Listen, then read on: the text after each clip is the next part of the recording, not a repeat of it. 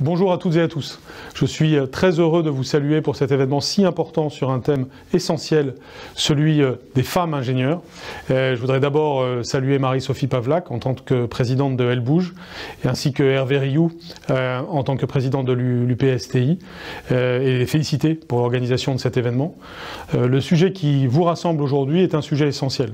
C'est un sujet essentiel pour l'égalité homme-femme, parce qu'il est évident que les jeunes femmes qui réussissent mieux d'ailleurs que les garçons au collège et au lycée en sciences, doivent ensuite devenir ces scientifiques et ces ingénieurs dont le pays a besoin. C'est un enjeu d'égalité d'opportunité, d'ambition, de possibilités pour les femmes comme pour les hommes.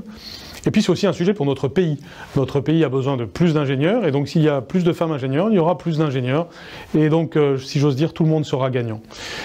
C'est donc au moins à double titre, et même à plus de titres que cela, un sujet très important qui vous rassemble. Comment faire pour que cela devienne une réalité?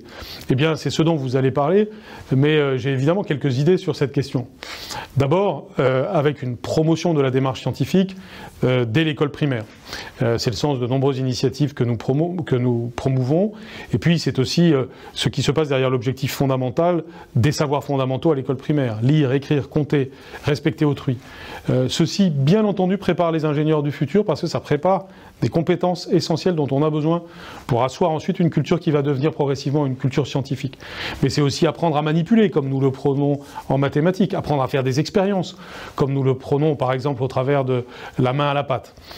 Et puis cette démarche expérimentale qui est non seulement une technique, une approche intellectuelle, mais qui est aussi un état d'esprit, celui de tester quelque chose, eh bien, elle doit se poursuivre au collège et au lycée. D'où l'importance de la culture scientifique au collège, d'où l'importance aussi de donner confiance en soi à tout le monde, de ne pas faire de la science quelque chose d'un petit peu éloigné, quelque chose qui fait peur et dont on n'ose pas s'approcher, mais au contraire être dans un état d'esprit de progrès et de participation à ce progrès scientifique qui reste quand même un élément essentiel de l'aventure de l'humanité. Eh bien, pour cela, nous devons donc faire en sorte que les jeunes filles, autant que les jeunes garçons, non seulement se sentent à l'aise pour réussir leurs études scientifiques, mais se projettent dans l'avenir en se disant « je veux faire un métier scientifique ». Pour cela, la réforme du lycée, la réforme du baccalauréat va nous aider beaucoup, parce qu'elle permet de choisir des spécialités non pas par série, mais de choisir des spécialités pour elles-mêmes, parce qu'on est passionné par un sujet. Et donc ces jeunes filles qui aujourd'hui choisissent par exemple la série S jusqu'à présent, vont choisir des spécialités scientifiques. Elles pourront choisir aussi la nouvelle spécialité numérique que nous intitulons numérique et sciences informatiques, et ce faisant vont prendre une sorte d'option pour faire le choix après dans les études supérieures de continuer les études scientifiques. Et donc au travers de ces évolutions du lycée, il y a aussi un levier pour amener plus naturellement les jeunes filles à se projeter dans des études scientifiques et notamment dans des études d'ingénieurs.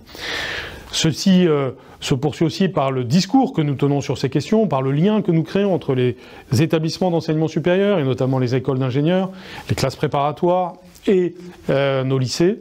Et c'est évidemment ce que nous faisons avec Frédérique Vidal, et c'est ce que nous devons faire toujours plus. Nous devons le faire aussi en montrant des figures de femmes ingénieurs qui réussissent merveilleusement aujourd'hui, dans l'ensemble des domaines où la France s'illustre tout particulièrement.